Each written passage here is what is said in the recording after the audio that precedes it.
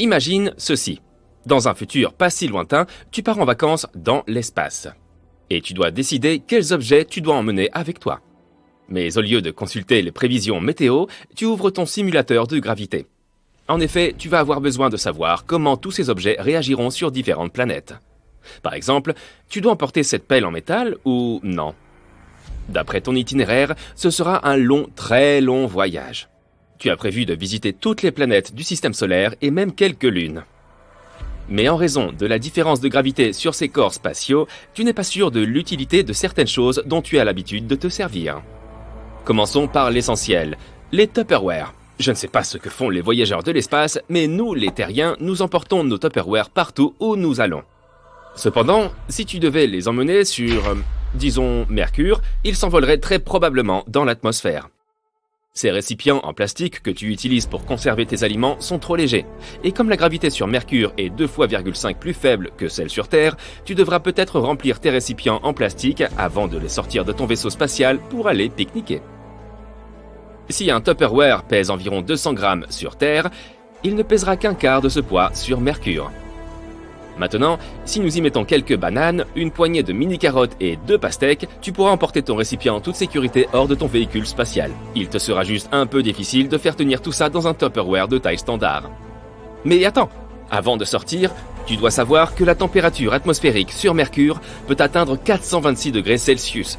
Cela signifie que ton récipient en plastique va instantanément fondre dès qu'il entrera en contact avec l'air. Et tes aliments, eux aussi, seront complètement brûlés. Tu peux peut-être essayer de te munir d'un récipient en titane, cela fonctionnera. Ou alors, contente-toi des aliments spécialement conçus pour les astronautes. Et maintenant, un petit tour sur Vénus, c'est parti. Si tu devais emmener ce même récipient vide sur Vénus, ce serait comme si tu étais sur Terre. Parce que Vénus est considérée comme la jumelle de notre planète. Elles ont énormément de choses en commun. Par exemple, leur taille et leur masse sont presque identiques.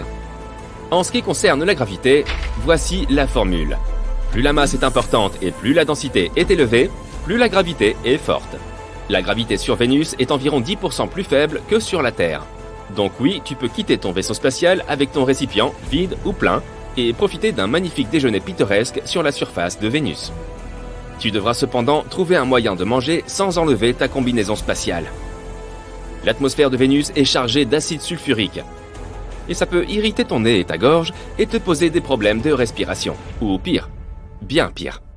Ensuite, tu ne pourras emporter aucun objet trop léger en posant le pied sur Phobos.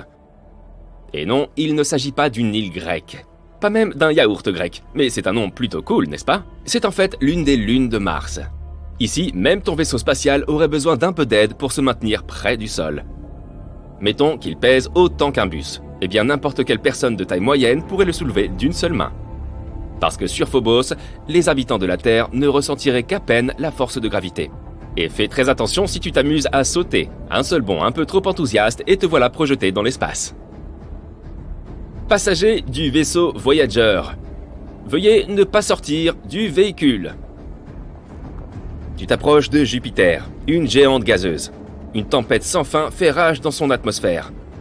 De plus, il n'y a pas de surface solide sur cette planète, ce qui signifie bien sûr qu'il n'y aura pas d'atterrissage. Si tu regardes par le hublot, tu auras l'impression que vous vous déplacez à travers un gigantesque nuage. Mais pour les besoins de notre expérience, on va quand même faire un essai. Vas-y, lance cette balle de baseball que tu as emportée au cas où le voyage deviendrait un peu ennuyeux.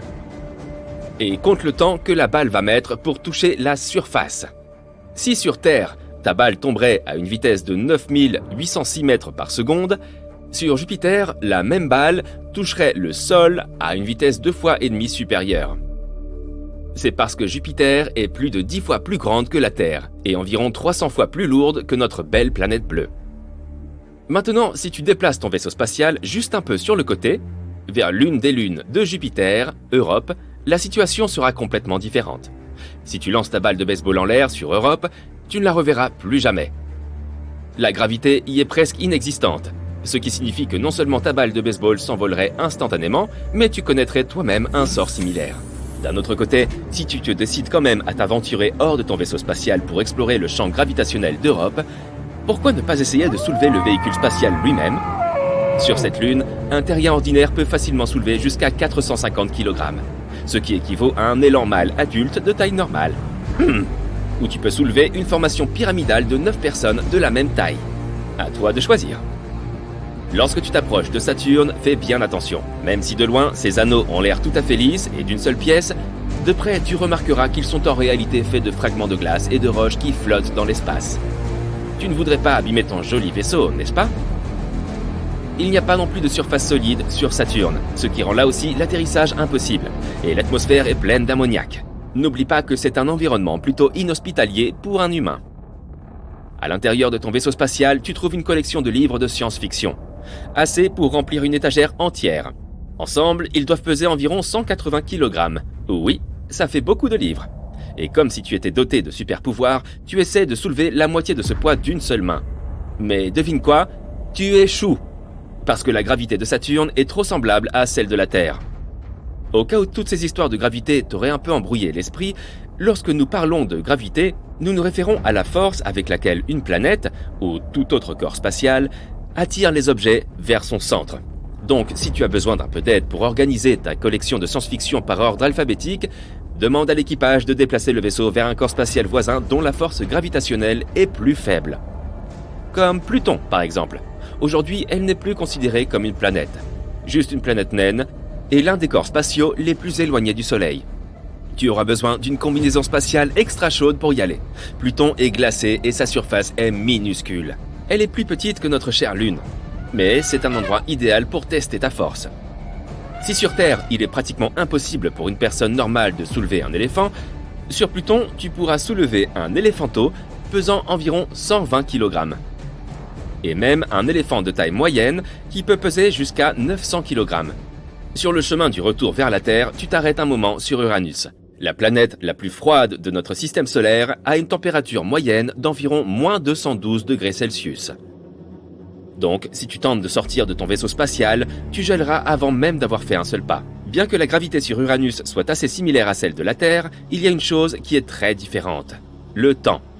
Une escapade de 2 semaines sur Terre se transforme en vacances de 3 ans sur Uranus. Si tu en as marre des planètes froides, tu peux retourner voyager sur des planètes plus chaudes. Oui, Mars est sans doute plus chaude qu'Uranus. Mais sa température moyenne est quand même d'environ moins 62 degrés Celsius. Sur Terre, nous n'avons des températures aussi basses qu'au pôle Sud pendant l'hiver. Lorsque tu atterriras sur Mars, tu commenceras à te sentir à la fois léger et fort. La gravité de Mars est environ 2,5 fois plus faible que celle de la Terre. En d'autres termes, tu parviendras probablement à soulever ton propre poids sans aucune difficulté. Alors, toi qui as toujours voulu réussir à faire le poirier, tu as enfin trouvé l'endroit où réaliser ton rêve. Tu as eu de la chance de trouver cet appartement de 2 mètres sur 2 après tout. Aucun de tes amis n'en possède un. Ils vivent pour la plupart dans des modules de type capsule où il est seulement possible de dormir sans se retourner. Le prix de ce qu'ils appellent aujourd'hui un manoir est scandaleusement élevé et tu n'arrives toujours pas à l'accepter complètement. Demain, tu devras signer le contrat et verser la compte. En fait, tu as eu de la chance de l'acheter uniquement parce que tu as gagné à la loterie. Et oui, c'est ainsi que tu vivras en 2999. Toi et les 100 autres milliards de personnes. Cependant, certaines personnes investissent dans de nombreux immeubles du nouveau millénaire sur d'autres planètes. La dernière tendance immobilière consiste à déménager quelque part sur Ross 128b, Mars ou même Saturne. Tu y penses toi aussi, mais tu aimes trop l'atmosphère et la nature de la Terre. Alors que tu sirotes ton café du matin, un hologramme publicitaire surgit et remplit instantanément tout l'espace de ta capsule. Et il ne veut pas disparaître. Cher terrien, ne rate pas l'occasion de changer ta vie une fois pour toutes. Va voir les nouveaux immeubles d'habitation sur Ross 128b, Mars, Europa et Saturne. Investis dans ton nouveau logement et ta toute nouvelle vie. Visite en bus disponible tous les jours. Soudain, tu réalises que ce spam pourrait aussi être ta chance. Tu as encore un peu de temps avant de signer ce contrat. Après tout, tu n'as rien à perdre. C'est juste une visite d'une journée. Après tout, 11 années-lumière de la Terre à Ross 128b, ce n'est pas grand-chose. Juste quelques heures à bord du bus spatial fourni par l'agence. Tu vas aller là-bas et tu vas voir qu'il n'y a pas d'endroit comme la Terre. Allez, juste pour t'assurer que tu as fait le bon choix. Tu te précipites à la station du bus spatial et tu arrives juste à temps. 3, 2, 1, c'est parti. Le bus s'arrête et 2 heures plus tard, tu es arrivé sur Ross 128b. Waouh! Elle ressemble un peu à la bonne vieille Terre que tu as vue dans les présentations scientifiques à l'université. La surface est rocheuse avec quelques taches vertes. Ce doit être les forêts et les prairies que les scientifiques essaient de réintroduire. Il y a une atmosphère bien qu'artificielle. L'agent immobilier dit qu'en fait, c'est parfait. Fini les soucis météorologiques imprévus. Tout est contrôlé par les habitants. Le seul inconvénient étant que plus le temps est beau, plus la facture sera salée le mois prochain. La protection contre les UV est aussi vraiment essentielle sur Ross 128b. Son indice est 38% plus élevé que sur Terre, de sorte qu'un écran solaire ordinaire s'avère totalement inutile. On dit que cette planète est une jumelle de la Terre, mais tu n'es pas d'accord. Il y a peu de végétation, mais tout a l'air si bizarre qu'on a l'impression d'être dans un jeu vidéo.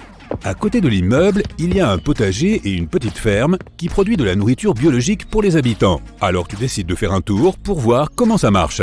Les fruits et les légumes ont l'air vraiment bizarres. Tu réalises que ce doit être un pommier, mais il a des puces électroniques au lieu de boutons de fleurs, et les fruits sont cubiques. Il y a des pommes de toutes les couleurs de l'arc-en-ciel.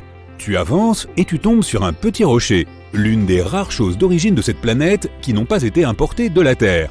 Un papillon se pose sur le bout de ton nez. Tu veux le toucher, mais dès que tes doigts l'atteignent, l'insecte se disperse en de nombreux pixels. L'agent immobilier court vers toi et t'aide à te remettre sur tes pieds. Elle dit que toute la faune de la planète est encore représentée sous forme d'hologramme, car le transfert depuis la Terre ne semble pas possible pour le moment. Tous les éléments de la faune sont étroitement liés entre eux, et même le plus petit papillon peut faire une différence spectaculaire.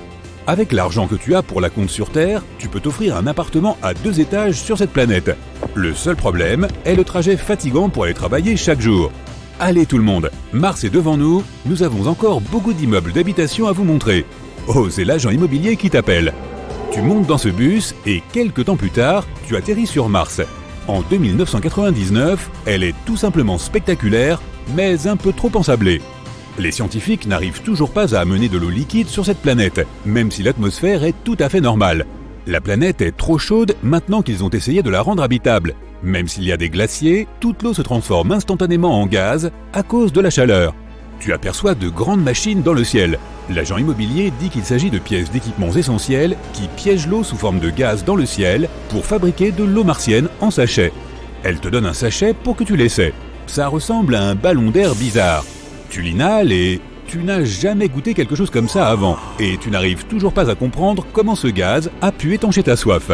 Les principales plantes sur Mars sont des cactus de toutes formes. Ils se sont parfaitement adaptés à son atmosphère et les scientifiques ont même réussi à mélanger les gènes d'autres plantes avec ceux des cactus.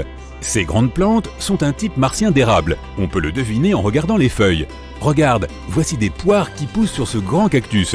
Et tu vois aussi des mangues, des avocats et des fruits de toutes sortes. Ils semblent se développer. Le soleil brille et ils sont entourés d'eau sous forme de gaz. On se sent presque chez soi ici. Alors que Ross 128b doivent encore être aménagés, cela fait plus de 200 ans que le premier ranch a été construit sur Mars.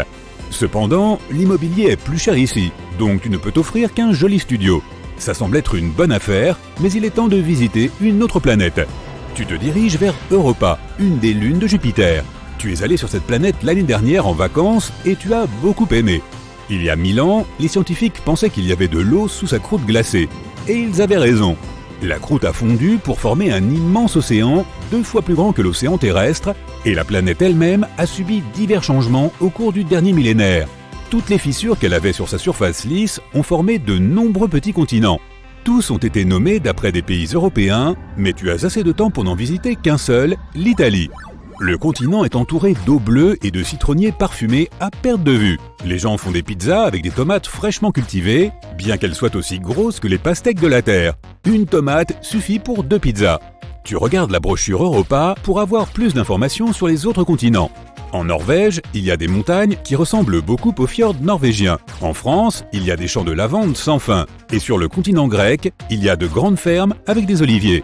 En refermant la brochure, tu réalises que l'immobilier est pratiquement aussi cher que sur Terre. Pas étonnant, trop de gens veulent habiter ici. Le temps est passé, il te reste une planète à visiter. Le bus est sur le point d'atterrir et il y a une annonce. Bienvenue sur Saturne. Mettez vos masques de plongée et découvrez notre ultime immeuble d'habitation. Les scientifiques ont passé plus de 250 ans à essayer de solidifier Saturne, mais en vain. Finalement, ils ont décidé d'essayer de faire les premières colonies dans les années 2980, quand tu étais enfant. La gravité sur Saturne est un peu plus forte que sur Terre, ce qui a permis aux scientifiques de construire de grands complexes sous dôme pour que les gens puissent y habiter. Dans les profondeurs des océans gazeux de Saturne, on trouve une faune très variée. Méduses, pieuvres et même des requins. Ils ont l'air un peu différents puisqu'ils essaient de s'adapter à leur vie sur une autre planète. Leurs nageoires sont beaucoup plus grandes pour les aider à supporter des vents incroyablement forts de 1700 km/h. Mais la partie la plus incroyable est la flore. Les algues de Saturne se déclinent dans au moins 3000 couleurs différentes. C'est du moins ce que dit la brochure. Tu peux aussi régler leur intensité et leur nuance à l'aide d'une télécommande. 2 heures plus tard, tu es de retour dans ta capsule. Tu continues à te retourner dans ton lit, c'est ta dernière nuit ici. Demain est le grand jour, mais tu es encore indécis. Tu as vu ce studio sur Mars dans tes rêves et tu as mangé des crêpes martiennes garnies de sirop de cactus et d'érable. Le réveil sonne. Félicitations, tu es maintenant le propriétaire de ton propre appartement sur Terre. Très peu de gens peuvent le faire en 2999, Monsieur Sanders. Tu tiens un trousseau de clés dans ta main. Une notification bip sur ton téléphone. Louez votre appartement sur Terre et déménagez sur Mars. Tu n'auras plus jamais à travailler. Tu sais que tu vas prendre la bonne décision et tu te mets à sourire. À bord de ton vaisseau spatial ultra moderne, tu t'envoles loin de la Terre à une distance sûre et puis, bam! Tu voyages plus vite que la vitesse de la lumière à travers l'espace interstellaire. La lumière de milliers d'étoiles passe à toute vitesse devant toi. Quelques minutes plus tard, tu es de l'autre côté de la Voie lactée et tu vas au travail. De tels voyages sont devenus banals depuis longtemps pour les humains, car tu fais partie de la civilisation qui a conquis toute la galaxie. Mais il a fallu près de 90 millions d'années pour y arriver. Alors comment y sommes-nous parvenus ? C'est comme un jeu vidéo. Au début, nous avions une flotte de 3 vaisseaux mères qui pouvaient voyager à 500 km par seconde. Chacun d'eux avait 10 plateformes de colonisation. Un vaisseau pouvait désamarrer une plateforme et la déposer sur la planète souhaitée. Nous avions aussi 2 vaisseaux rapides qui voyageaient 2 fois plus vite mais ne pouvaient coloniser qu'une seule planète. Chaque planète colonisée pouvait envoyer un nouveau vaisseau en expédition. L'humanité a donc pu se répandre dans la galaxie en 90 millions d'années. La plupart de ce temps a été passé à voler d'étoile en étoile. Le principal problème de la colonisation est la vitesse. Année 2021, nos vaisseaux spatiaux peuvent à l'heure actuelle voler à environ 40 000 km/h. C'est une vitesse suffisante pour aller de New York à Los Angeles en moins de 4 minutes. Mais un voyage vers des planètes voisines comme Mars prend encore environ 7 mois. L'étoile la plus proche du Soleil, Proxima Centauri, se trouve à 4,2 années-lumière. Cela signifie que la lumière, l'élément le plus rapide de l'univers, met 4,2 années pour y parvenir depuis le Soleil. Il faudra à notre fusée 73 000 ans pour y arriver. C'est plus que l'existence d'une civilisation humaine avancée. Or, notre galaxie, la Voie lactée, mesure 105 000 années-lumière de large. Donc même en voyageant à la vitesse de la lumière, cela prendrait une éternité. Alors naturellement, l'humanité a imaginé d'autres moyens de voyager. Déplaçons-nous dans le futur et imaginons que nous ayons résolu ce problème. Nous avons commencé à accélérer avec des sondes microscopiques propulsées par des faisceaux laser directionnels depuis la Terre. Cela a permis d'atteindre des vitesses équivalentes à 25% de la vitesse de la lumière. C'est encore trop lent. Le problème était que rien de ce qui a une masse ne peut voyager à la vitesse de la lumière. Nous sommes donc passés à l'étude de la métrique d'Alcubierre. Cette méthode n'implique pas de se déplacer d'un point A à un point B, mais plutôt de comprimer l'espace entre ces points. Voici une feuille de papier à carreaux. Imagine que nous devions parcourir 3 carreaux pour atteindre ta destination. Au lieu de nous déplacer en ligne droite aussi vite que possible, nous comprimons ces carrés pour que notre vaisseau spatial soit au point B. Maintenant, nous les dépressurisons, l'espace est normalisé et nous avons voyagé en quelque sorte à l'arrêt. C'est comme ça que fonctionne la métrique d'Alcubierre. Elle comprime l'espace devant le vaisseau spatial et le dilate derrière sa queue. Donc théoriquement, un vaisseau spatial à propulsion d'Alcubierre peut se déplacer à n'importe quelle vitesse, même plus vite que la vitesse de la lumière. Mais la quantité d'énergie nécessaire pour y parvenir est énorme et pourrait être comparée à la masse énergie de la planète entière de Jupiter. Alors pendant que certains scientifiques travaillaient à améliorer le moteur d'Alcubierre, d'autres regardaient à l'intérieur de l'objet le plus mystérieux de l'univers, le trou noir. Un trou noir est un corps céleste si dense qu'il attire même la lumière et ne la laisse pas sortir. Imagine un trampoline circulaire. C'est notre espace-temps. Plaçons un ballon de basket en son centre. Le trampoline s'affaisse un peu. Maintenant, tous les objets que nous mettons sur le trampoline vont rouler vers le ballon de basket. C'est comme ça que fonctionne la gravité. Mais si tu fais rouler une balle de golf au-delà du ballon de basket, elle a une chance de sortir de cet entonnoir. Maintenant, mets une boule de bowling très lourde au centre du trampoline. Le trampoline s'affaisse encore plus. Désormais, la balle de golf va inévitablement tomber dans l'entonnoir avec la balle de bowling sans aucune chance de s'échapper. C'est comme ça que fonctionne un trou noir.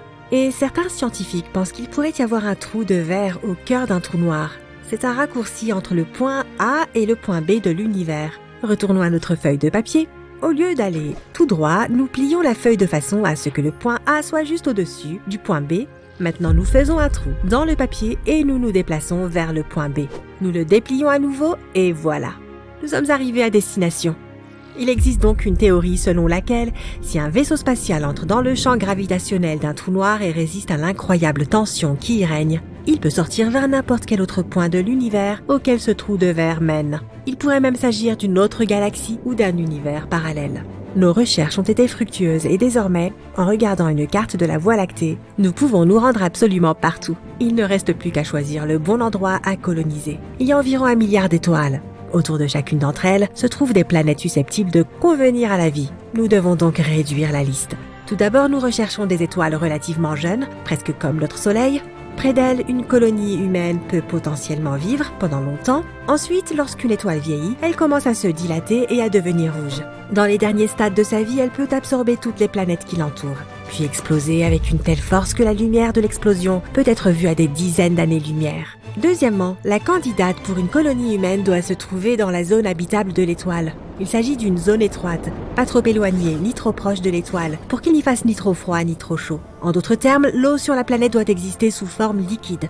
De plus, la planète candidate doit avoir une surface solide pour que nous puissions y vivre. Un autre facteur important est la taille de la planète. Si elle est trop grande, sa force gravitationnelle fera pression sur nous. Il sera plus difficile pour nous de sauter, de marcher et de soulever des poids sur cette planète, car nous sommes habitués à la gravité de la Terre. Mais si la planète est trop petite, nous nous y sentirons comme des super-héros. Nous serons capables de sauter très haut et de soulever de gros poids. Mais ensuite, nos muscles perdront de leur tonicité et notre santé se détériorera. Nous recherchons donc une planète de la taille de la Terre. En tout, nous avons environ 100 000 systèmes stellaires qui correspondent à nos paramètres. Alors nous commençons à explorer et à coloniser. Et voici notre première cible. Nous avons nommé cette planète Nouvelle Maison. Nous allumons notre moteur plus rapide que la lumière et bam, nous y sommes. Même si cette planète répond à tous nos critères, il est encore difficile de considérer cet endroit comme notre foyer. Il est fait de paysages désertiques avec beaucoup de cratères et de canyons. Nous devrons travailler dur pour que cet endroit ressemble à la Terre. La phase de terraformation de la planète est sur le point de commencer. Cela signifie que nous allons modifier le climat et l'atmosphère ici. Nous avons besoin d'environ 78% d'azote et 21% d'oxygène pour pouvoir respirer sans combinaison spatiale. Nous allons donc cultiver des plantes à air, d'autres usines produiront de l'eau, nous construisons aussi des centrales électriques et une usine pour produire du carburant pour notre vaisseau spatial. Et enfin, très important, la production de nourriture. Une fois que tout sera prêt, la colonie pourra exister par elle-même. Et après plusieurs siècles, cette planète sera suffisamment développée et peuplée pour envoyer une expédition pour coloniser les mondes voisins. Ainsi, pendant plusieurs millions d'années, l'humanité a tissé sa toile dans la Voie lactée. D'une planète à l'autre, nous avons colonisé notre galaxie. L'humanité est maintenant non seulement multiplanétaire, mais aussi interstellaire. Le prochain objectif est de faire de nous une espèce intergalactique. Voici notre Voie lactée. Faisons un zoom arrière. Voici le groupe local de galaxies. Chacune d'entre elles contient des millions d'étoiles candidates à la colonisation. Nous devons parcourir 5 millions d'années-lumière pour y arriver. Zoom arrière à nouveau. Le super amas de la Vierge. Il y a environ 100 amas de galaxies similaires aux nôtres. Encore un zoom arrière. À 1 milliard d'années-lumière de chez nous. Super amas voisin. Maintenant, chaque galaxie ressemble à un petit point. Et il y en a des millions et des millions. Dézoomons encore plus. À 14 milliards d'années-lumière de la Terre, c'est notre univers observable. Il y a environ 2000 milliards de galaxies. Même à 1000 fois la vitesse de la lumière, il nous faudrait des milliards d'années pour coloniser ne serait-ce que 1% des étoiles présentes. Mais ce n'est pas encore fini. Il y a un point froid sur la carte de l'univers observable. Certains scientifiques pensent qu'il s'agit d'une cicatrice due à une collision de notre univers avec un univers voisin. Ils disent que les univers pourraient être comme des bulles, chacune contenant des billions de galaxies. Une fois, une telle bulle s'est écrasée sur la nôtre et sa force gravitationnelle a arraché des amas de galaxies de notre univers. Si cela est vrai, alors les univers parallèles existent bel et bien. Nous avons alors des possibilités vraiment infinies d'exploration, de découverte de nouveaux mondes pour l'humanité et de contact avec des civilisations extraterrestres. C'est prometteur.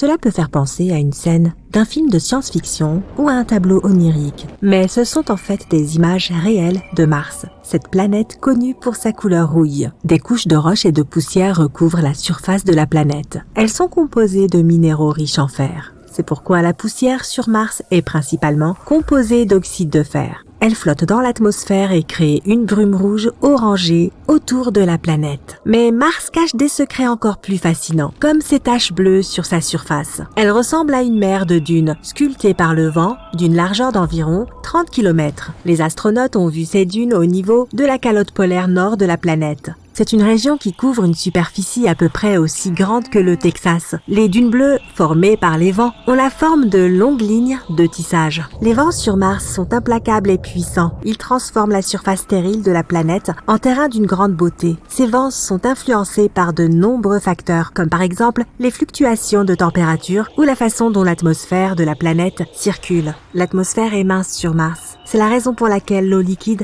ne peut probablement pas y exister pendant une longue période. C'est pourquoi même si Mars n'a que la moitié du diamètre de notre planète, elle possède la même quantité de terre sèche que la Terre. La minceur de l'atmosphère est aussi la raison pour laquelle le vent doit être exceptionnellement fort et rapide pour déplacer le sable et façonner des formes telles que ces dunes. Les vents se déplacent généralement de 16 à 32 km/h sur Mars. Quoi qu'il en soit, même si l'image semble très colorée, les dunes ne sont pas réellement bleues. Les taches bleutées représentent les parties plus froides, tandis que les régions plus chaudes sont d'un jaune orangé. Ces images font partie d'un ensemble de photos publiées pour célébrer le 20e anniversaire d'Odyssée, un vaisseau spatial en orbite autour de Mars. Mars abrite de nombreuses dunes de sable à différents endroits sur toute sa surface. Certaines d'entre elles se sont formées il y a 1 milliard d'années, comme celle de la région de Val Marineris. Elles n'ont pas changé car la pression atmosphérique et les vents qui y règnent sont restés les mêmes. Mais certaines choses changent. Par exemple, certaines dunes se couvrent de givre. Ici, la dune principale présente une série de motifs sombres. C'est peut-être parce que le gel se forme et disparaît en fonction des saisons. Tout comme la Terre, Mars a 4 saisons, mais elles sont 2 fois plus longues que les nôtres. C'est parce que Mars a besoin d'environ 2 années terrestres pour tourner autour du Soleil. Les saisons sont plus rudes dans le sud de la planète que dans le nord. Pendant l'hiver austral, la planète se trouve alors la plus éloignée du Soleil. Mars se déplace assez lentement et son orbite est elliptique, donc différente de l'orbite de la Terre, qui est presque circulaire. Le printemps sur Mars est une saison avec de nombreuses tempêtes de poussière qui se créent dans une partie de la planète et qui finissent par se transformer en énormes tempêtes, à tel point qu'elles recouvrent entièrement celle-ci. Chaque planète de notre système solaire a quelque chose qui la rend spéciale. Jupiter, par exemple, est non seulement la plus grande, plus de 2 fois plus grande que toutes les autres planètes réunies, mais elle possède aussi le plus grand océan du système solaire. Jupiter est composé d'éléments similaires à ceux du Soleil. Il s'agit principalement d'hélium et d'hydrogène. Sur les parties les plus profondes de l'atmosphère de la planète, la température et la pression augmente. C'est pourquoi l'hydrogène gazeux se comprime et se transforme en liquide. Cela donne à Jupiter le plus grand océan, mais il est fait d'hydrogène, pas d'eau.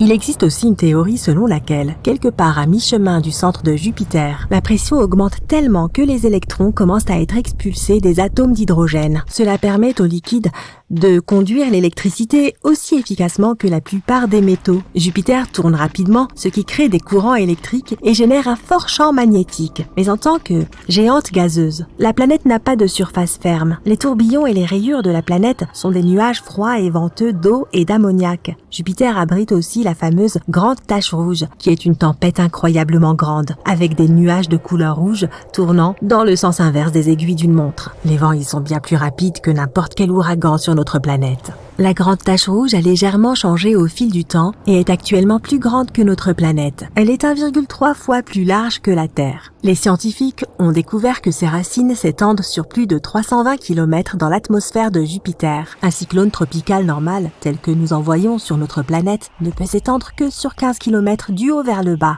En ce moment, la tache rouge devient plus petite et plus grande en même temps. Jupiter possède aussi des dizaines de lunes et quelques anneaux. Mais contrairement aux anneaux de Saturne, ceux-ci sont relativement petits et principalement constitués de poussière et non de glace. Il y a aussi un océan salé sous la surface de Ganymède, la plus grosse lune de Jupiter. Il est caché sous une épaisse croûte glacée. Il est susceptible de contenir plus d'eau que tous les réservoirs d'eau de surface que nous ayons sur Terre. Cet océan pourrait avoir une profondeur d'environ 100 km, soit 10 fois plus que le point le plus profond des océans de notre planète. Jupiter et Saturne contiennent 10 millions de tonnes de pierres précieuses. La pression à l'intérieur de ces planètes peut transformer le carbone en petits morceaux de diamants. Si tu mets ces diamants sous des températures et une pression extrême, ils peuvent fondre. Cela pourrait probablement donner lieu à une sorte de pluie de diamants. Au début, notre système solaire n'était qu'un nuage tourbillonnant de gaz et de poussière. Il a fini par devenir un disque en rotation avec une étoile centrale au milieu. Presque toutes les planètes de notre système solaire se déplacent dans le sens inverse des aiguilles d'une montre autour du Soleil. Vénus est la seule qui tourne dans le sens des aiguilles d'une montre. Et Uranus tourne sur le côté. Ces planètes sont probablement différentes parce qu'il y a longtemps, d'énormes astéroïdes sont entrés en collision avec elles et les ont un peu déréglées, les faisant en quelque sorte dévier de leur trajectoire. Il y a une chance que Vénus soit une planète habitable,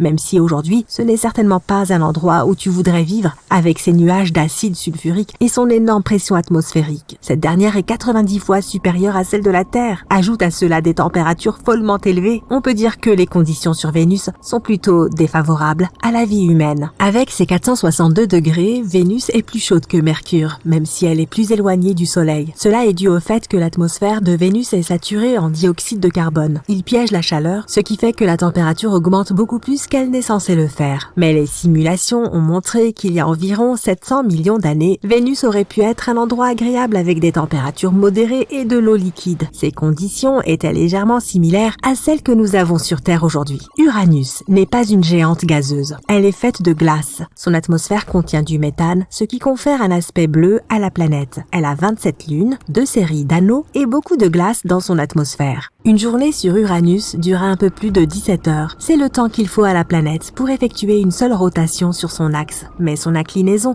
est si prononcée que la plupart du temps, l'un ou l'autre pôle est dirigé vers le Soleil. C'est pourquoi la durée du jour au pôle Nord est de presque une demi-année. Et une année sur Uranus est aussi longue que 84 années terrestres. Si tu vivais sur Uranus, près de son pôle Nord, tu pourrais voir le Soleil dans le ciel pendant 42 ans. Ce serait l'été. Après cela, le Soleil se coucherait et tu devrais vivre les 42 années suivantes dans l'obscurité. Ce serait l'hiver sur la planète. Neptune est la plus lointaine et la plus petite des géantes gazeuses. La gravité sur cette planète est similaire à celle que nous avons sur Terre. Mais tu ne pourrais pas te tenir debout sur la surface de Neptune, qui est composée de gaz et non de terre ferme. Triton, la plus grande des lunes de la planète, tourne autour de Neptune de façon très inhabituelle. Elle se déplace à l'envers par rapport au reste des lunes de la planète. Triton effectue aussi un lent mouvement en spirale vers l'intérieur en direction de Neptune. Un jour, dans des milliards d'années, elle sera probablement détruite par les forces gravitationnelles de la planète et ne sera plus qu'un anneau autour de Neptune. Cet anneau continuera à être tiré vers l'intérieur jusqu'à ce qu'il finisse par s'écraser sur la planète. Pluton est une planète naine et une année y dure 248 années terrestres. Et même si ce n'est pas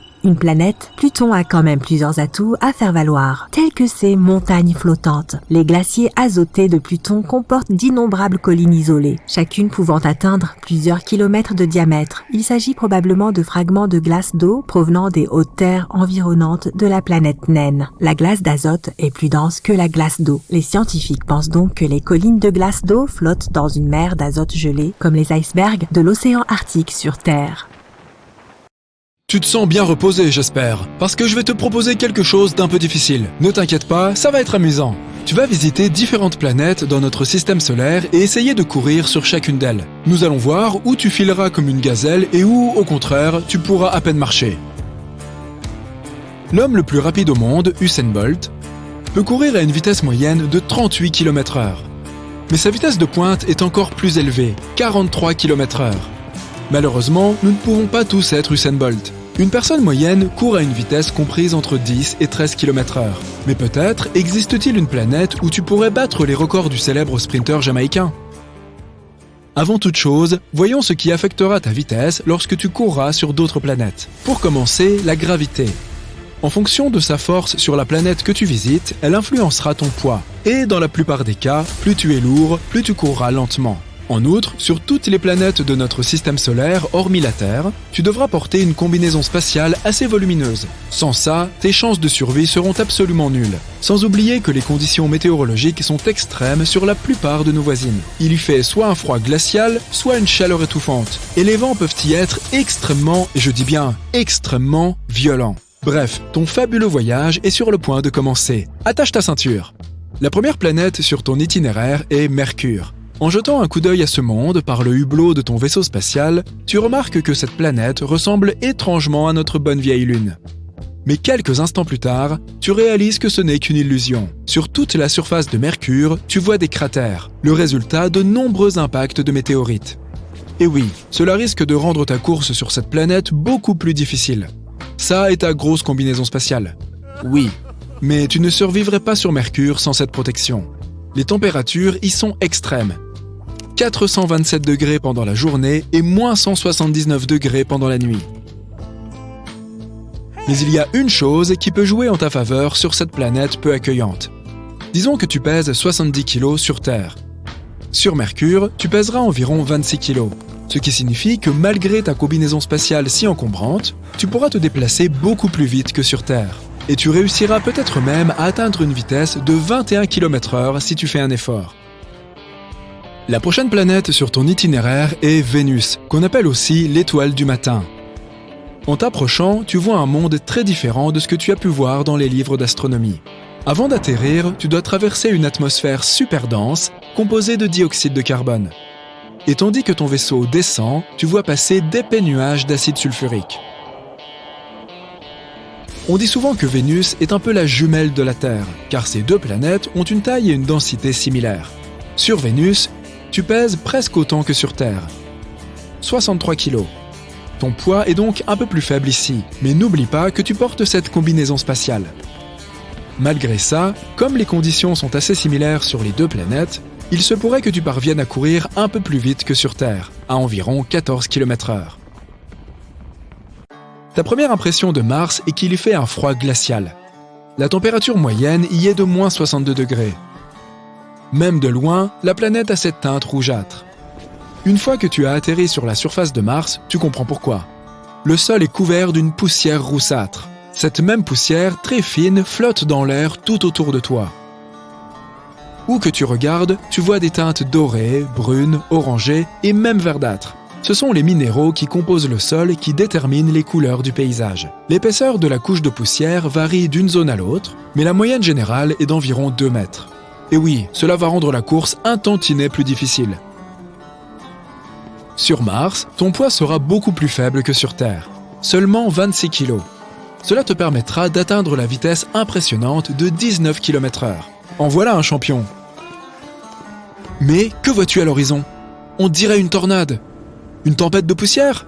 Il est temps de foncer. Il arrive que ces tempêtes de poussière s'étendent sur toute la planète. Les plus grosses sont même visibles depuis la Terre. Et maintenant, te voilà en face d'un autre problème. Tu vois, Jupiter, tout comme Saturne, est une géante gazeuse. Cela signifie que la plus grande planète de notre système solaire, et Jupiter est si grande qu'elle pourrait avaler 1300 Terres, n'a pas de surface solide. Il va donc te falloir imaginer à quoi ressemblerait ton sprint s'il était possible de courir sur Jupiter. L'atmosphère de cette planète est composée d'hydrogène et d'hélium. Pendant ta descente, tu contemples d'épais nuages bruns, jaunes, rouges et blancs. C'est grâce à eux que cette planète est si belle, avec toutes ses stries colorées. Sur Jupiter, tu pèserais 177 kg. Tu t'épuiserais rien qu'en marchant dans ta combinaison spatiale si peu pratique. Enfin, si tu pouvais marcher sur la surface de cette planète, bien sûr. Si tu essayais d'y courir, tu te traînerais à une vitesse comprise entre 1,6 et 3 km/h. Et comme si tout ça n'était pas déjà assez ridicule, il y a énormément de vent sur Jupiter. Et il souffle entre 322 et 644 km/h. Tu vois ces anneaux? C'est Saturne, une autre géante gazeuse dépourvue de surface solide. Cette planète est principalement composée d'hydrogène et d'hélium. Et sa température et sa densité changent au fur et à mesure que tu t'y enfonces. Si tu décidais de quitter ton vaisseau spatial et de marcher sur la surface de Saturne, tu tomberais tout simplement dans la planète. Mais vu d'en haut, on dirait pourtant que Saturne possède une surface. Cette sphère de couleur brun-jaune est entourée de plusieurs couches de nuages. La couche extérieure visible est composée de nuages d'ammoniac. Au-dessous, il y a des nuages d'hydrosulfure d'ammonium. Et la couche la plus profonde est composée de nuages d'eau. Bien que Saturne soit une géante gazeuse, ton poids n'y serait pas très différent. Environ 75 kg. La raison, c'est que la gravité de cette planète est similaire à celle de la Terre. Mais à cause des conditions qui y règnent et de ta fichue combinaison spatiale, tu courrais un peu plus lentement là-bas que sur Terre, à une vitesse d'environ 6 km/h. Avant de repartir, tu admires la caractéristique la plus célèbre de Saturne, ses superbes anneaux gris, beige et fauve. Ils sont constitués de morceaux de roche et de glace. Tu aperçois aussi quelques-unes des 53 lunes de Saturne. Tiens, voici Titan, un monde glacé plus vaste que notre Lune et même que Mercure. C'est la deuxième plus grande lune du système solaire. La planète suivante sur ton itinéraire est une boule bleu-vert faite de glace et de gaz. C'est la géante glacée Uranus. Elle doit cette belle teinte à la lumière du Soleil qui se réfléchit sur sa surface.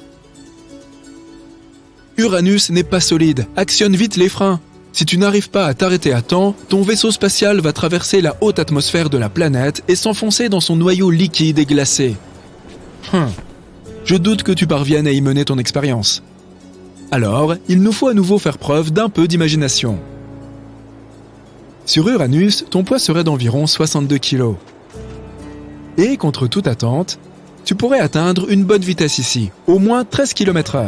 Si tu ne te retrouves pas au milieu d'un ouragan, bien sûr. En été, il y a d'énormes tempêtes sur cette planète, lorsqu'Uranus est à son plus haut niveau de chaleur. Les ouragans peuvent alors s'y étendre sur plus de 9650 km. La planète la plus éloignée du Soleil, Neptune, est 4 fois plus grande que la Terre, mais 17 fois plus lourde. La surface bleue que tu aperçois en t'approchant d'elle est en fait une couche de gaz tourbillonnant et de nuages permanents. Le manteau de cette planète est composé de glace d'eau, d'ammoniac et de méthane. Et c'est à peu près tout ce que Neptune a comme surface. Il n'y a donc pas de terre ferme ou marché. Alors, une fois de plus, on va utiliser notre imagination. Sur Neptune, tu pèserais un peu plus lourd que sur Terre, 79 kg. Mais ta vitesse y serait à peine inférieure à celle que tu atteins sur notre belle planète, environ 8 km/h. Voilà, ton aventure touche à sa fin. Alors, sur quelle planète as-tu le plus aimé courir ? Regarde ce type balèze à la peau toute rouge. Il a séjourné sur Mars pendant une bonne minute. C'est pourquoi il semble avoir utilisé la mauvaise teinte d'autobronzant. Tous les caroténoïdes contenus dans les carottes, les patates douces, les poivrons, les tomates et les citrouilles le protègent des rayons UV. Plus il mange, plus il devient orange. Quant à sa corpulence, elle est due à la pesanteur martienne. La gravité ici nous fait percevoir notre poids différemment. Et si tu veux assurer sur Mars, tu dois beaucoup manger. Par exemple, si une personne pèse 68 kg sur Terre, elle ne pèse pas plus de 30 sur Mars. Manger plus peut donc aider à réduire l'écart entre la gravité et le poids. Mercure est tout à fait différent. Il y fait plus chaud que sur une la plus brûlante des asphaltes le jour, mais plus froid que le château d'Elsa la nuit. Il faut être fait de métal avec un point de fusion élevé pour pouvoir survivre ici. Mais pour nous, humains ordinaires, nous serions vite grillés. Littéralement. Bien que Mercure soit la planète la plus proche du Soleil, Vénus reste la plus chaude. La vie sur Vénus parle plutôt de la jumelle maléfique du Soleil. La température y oscille généralement autour de 465 degrés Celsius en moyenne. Survivre au point d'ébullition de l'eau ou dans la chaleur extrême de Vénus est un défi pour la plupart des espèces terrestres. Seule une poignée d'entre elles peut supporter des températures bouillantes. Les autres se précipitent au Starbucks pour prendre un latte glacé dès les premiers rayons du soleil printanier. Aucun être humain ne peut donc évoluer suffisamment pour survivre sur Vénus. Les seules créatures qui pourraient y prospérer sont probablement des tardigrades et les gens chelous qui mettent de la sauce piquante sur tout. Tu te demandes ce que sont les tardigrades ? Eh bien, ce sont des créatures minuscules et adorables qui ressemblent à des chenilles et qui sont incroyablement résistantes. Elles peuvent supporter l'eau bouillante, les profondeurs d'une fosse maritime et le vide glacial et sans lumière de l'espace. Récemment, les tardigrades ont fait l'objet d'une étude scientifique à bord d'un vaisseau spatial qui s'est malheureusement écrasé sur la Lune. Les scientifiques pensent que les tardigrades ont pu survivre à l'impact. Aimerais-tu te transformer en cette créature et vivre sur Vénus ? Bon, nous en avons fini avec les planètes terrestres. Passons aux géantes gazeuses. Maintenant, regarde ce gars qui vient de Saturne. Il a des nageoires et non des bras. Il a de petits trous sans rabat d'oreilles externes au lieu d'oreilles normales. La majeure partie de cette géante gazeuse est plus froide que le cœur de ton ex, car la température y est d'environ moins 140 degrés Celsius. On ne peut pas marcher dessus, mais on peut se transformer en boule de neige ou en cristal de glace si l'on se sent fringant. La situation est assez similaire sur Jupiter, si bien que se transformer en phoque et s'y prélasser n'est sans doute pas une mauvaise idée. Au moins, tu pourras y vivre sans payer de loyer.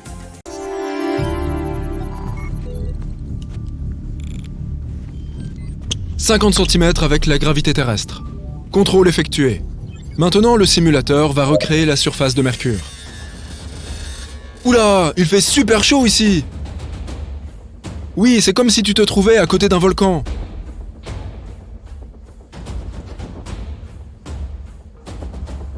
Tu sautes à une hauteur de 1,20 m.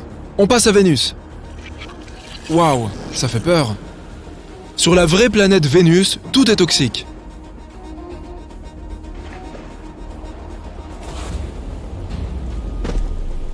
Et oui, la gravité sur Vénus est presque la même que sur Terre. On passe à la Lune. La gravité sur la Lune est 10 fois moins forte que celle de la Terre, 2,70 m. La planète suivante est Mars. On est pas mal ici. La gravité sur Mars est pareille à celle de Mercure. 1,20 m. Prépare-toi à galérer maintenant. Hein? Quoi? Qu'est-ce que vous... Il n'y a pas de surface solide sur Jupiter. Bien que Jupiter soit plus grande en taille, sa gravité de surface n'est que 2,4 fois plus forte que celle de la Terre.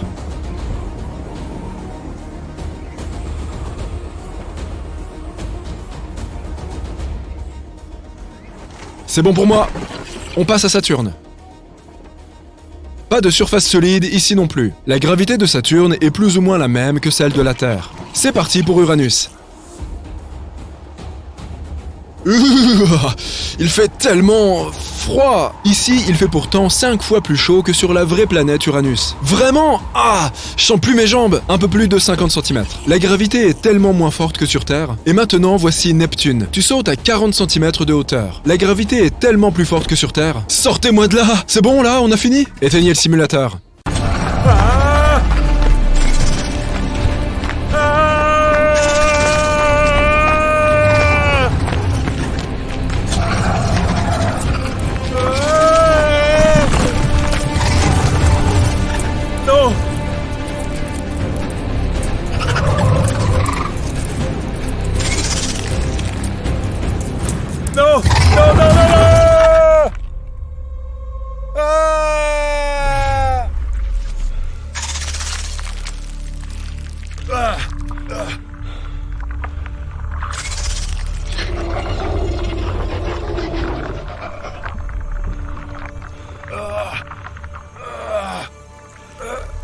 Oh non!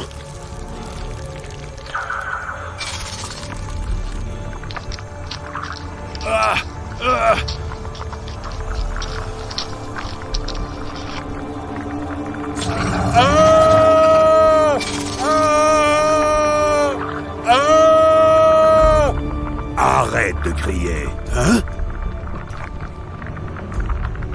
Tu sais parler?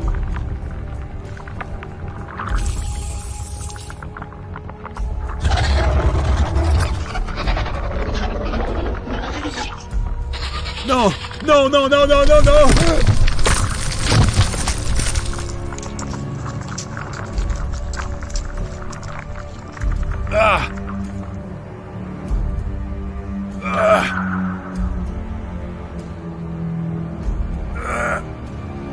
N'essaye pas de t'enfuir. Waouh! Ok, j'ai compris. Oh là là, pas la peine de serrer les poings. C'est sauvage. Je ne peux même pas manger en paix.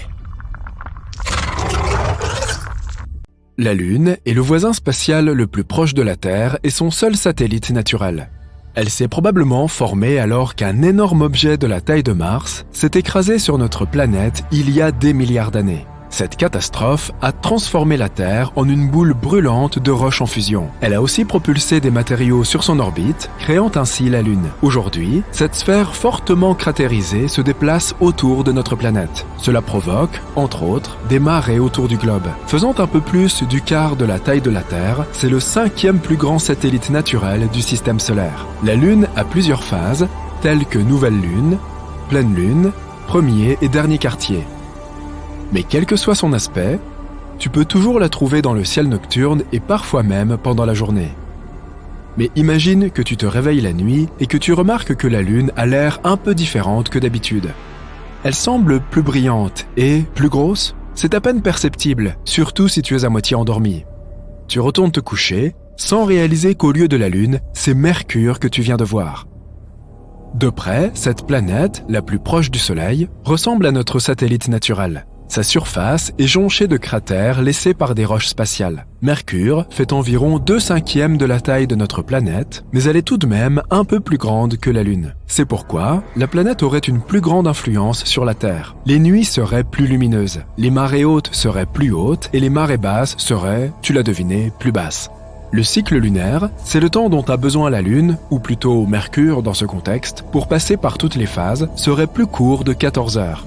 Mais dans l'ensemble, un tel remplacement n'aurait pas de conséquences drastiques pour notre planète. Alors, qu'en est-il de Vénus? Et si, au lieu de notre satellite familier, nous mettions l'objet naturel le plus lumineux après le Soleil et la Lune? On l'appelle souvent la planète sœur de la Terre, car leur masse et leur taille sont presque les mêmes. Vénus serait aussi grande dans notre ciel que la Terre est apparue aux astronautes d'Apollo lorsqu'ils l'ont regardée depuis la surface de la Lune. L'étoile du Berger serait beaucoup plus lumineuse que la Lune, car la planète réfléchit 6 fois plus de lumière solaire. De plus, elle occuperait une surface au moins 16 fois plus grande. C'est pourquoi les nuits sur Terre seraient aussi lumineuses que les premières lueurs de l'aube. Si tu regardais Vénus, tu verrais de vagues motifs tourbillonnants dans la couverture nuageuse blanc-jaunâtre de la planète. Vénus ne deviendrait pas le satellite de la Terre. Les deux planètes orbiteraient probablement autour de leur centre de masse commun et cette orbite serait assez excentrique. Mais si Vénus se déplaçait à la même vitesse que la Lune actuellement, les deux planètes s'écraseraient l'une contre l'autre dans un avenir proche. Bon, passons au candidat suivant. Si Mars était là-haut dans le ciel à la place de la Lune, tu la remarquerais sûrement.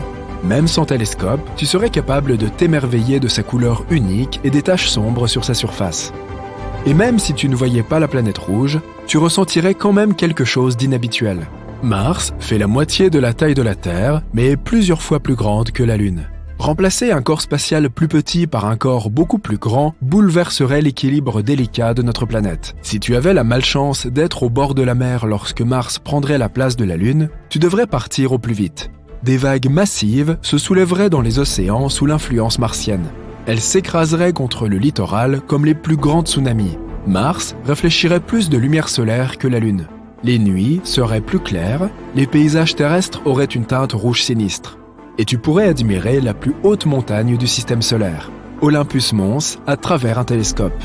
Mars n'est pas assez grande pour changer radicalement l'orbite de la Terre. Mais avec le temps, les deux planètes commenceraient probablement à se mettre en orbite l'une autour de l'autre, créant ainsi un système de planètes binaires. Et comme Mars serait littéralement la porte à côté, les voyages vers cette planète deviendraient une réalité. Bon, maintenant, passons à une autre échelle. Si Jupiter remplaçait la Lune, la Terre en tant que planète indépendante n'existerait plus. Elle se transformerait instantanément en une autre lune de la plus grande planète du système solaire. Le seul point positif de cette transformation, les gens auraient une vue imprenable. Jupiter est des dizaines de fois plus grande que la Lune. Une sphère gigantesque, magnifiquement rayée, couvrirait presque tout l'horizon. Si tu avais le temps d'apprécier le spectacle, tu verrais des nuages jaunes, bruns, rouges et blancs flottant dans l'atmosphère de Jupiter. Malheureusement, l'attraction gravitationnelle de la géante gazeuse provoquerait instantanément de graves tremblements de terre, des éruptions volcaniques et des tsunamis. Le manteau et la croûte de la Terre seraient attirés vers Jupiter, ce qui ferait éclater notre planète. Elle serait étirée et comprimée avec une telle force que sa surface serait bombée d'avant en arrière de plus de 100 mètres. Malheureusement, la vitesse de la Terre ne représente représente que 10% de la vitesse nécessaire pour que nous restions dans l'orbite de Jupiter. C'est pourquoi notre planète trop lente s'écraserait sur la géante gazeuse en moins d'un jour. Bon, on abandonne cette option. Maintenant, si Saturne devait remplacer la Lune, ce serait un spectacle incroyable. La planète est plus de 35 fois plus grande que notre satellite. Cela signifie que le globe doré géant couvrirait 18 degrés du ciel. Et ses anneaux s'étendraient encore plus loin, d'un horizon à l'autre. La Terre serait un peu plus éloignée de la géante gazeuse que sa propre lune Dionée. Et comme Saturne est bien plus massive que notre planète, la Terre se transformerait en son satellite, et non l'inverse.